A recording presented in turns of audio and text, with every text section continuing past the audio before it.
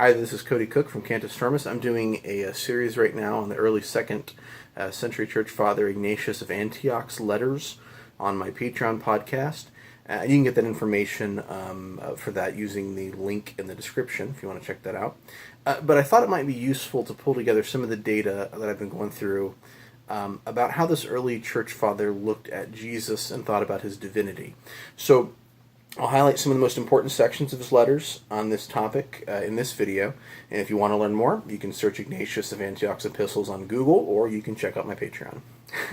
So there's this notion, by way of introduction, that the earliest Christians didn't see Jesus as divine, and that this idea crept in over a long period of time.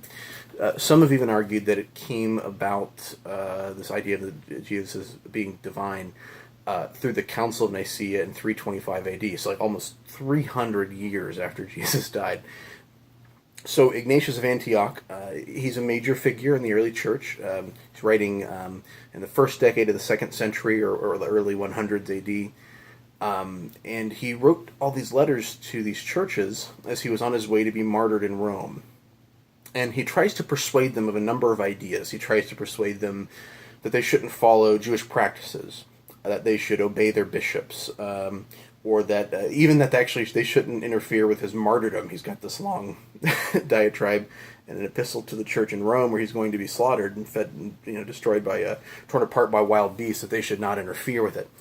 But he never tries to persuade them about Jesus' divinity. He just mentions it like it's a shared piece of knowledge, something they all have.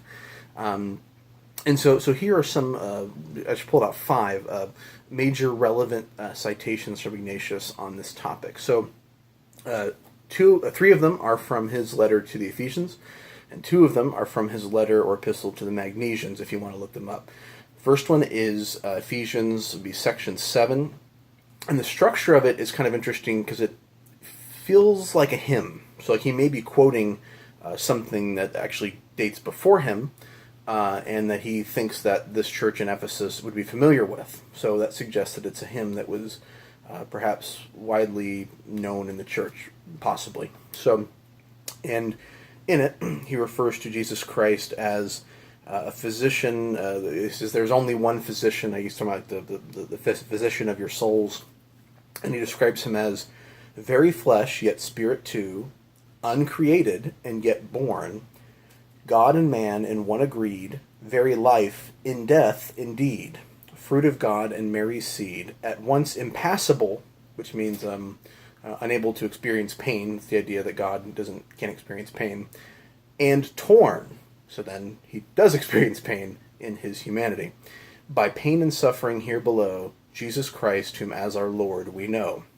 So in the English translation, they've made it rhyme by rearranging things a little bit, but that's the basic idea, that Christ is not just fully divine, but fully human. And so this idea that I think that the church struggled with a little bit to explain exactly what that looks like. The Council of Chalcedon, I think, tried to kind of work some of those details out.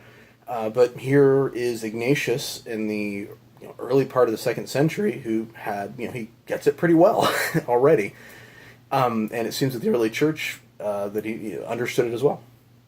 So another section, Ephesians section 19, the age-old empire of evil was overthrown, for God was now appearing in human form to bring in a new order, even life without end. Now that which had been perfected in the divine councils began its work, and all creation was thrown into a ferment over his plan for the utter destruction of death.